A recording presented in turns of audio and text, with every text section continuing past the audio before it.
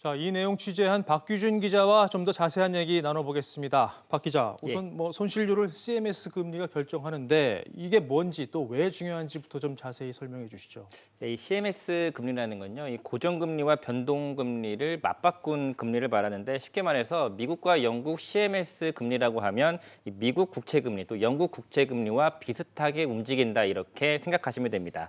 이 가입 당시와 이 만기 평가일 기준 CMS 금리 이 두 가지 수치를 비교해서요, 가입 당시보다 40에서 45% 넘게 떨어졌다고 하면 그만큼 원금이 떼이는 그런 구조입니다.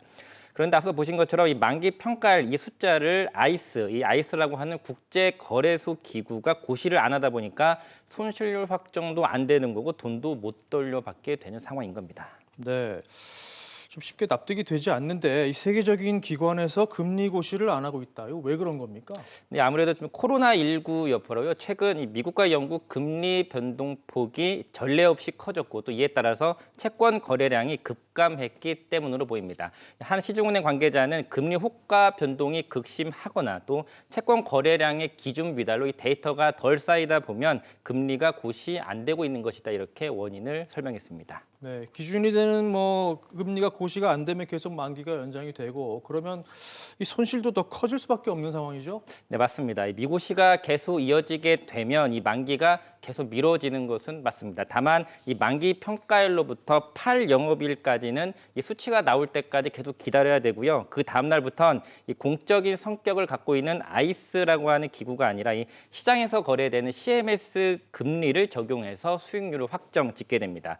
그런데 이 경우도 문제가 됩니다. 이 8영업일 시점에 금리를 기준으로 수익률을 정하게 되는데 앞서 보신 것처럼 현재 CMS 금리가 내려가는 추세이다 보니까 원금 손실이 더 불어날 수 있기 때문입니다.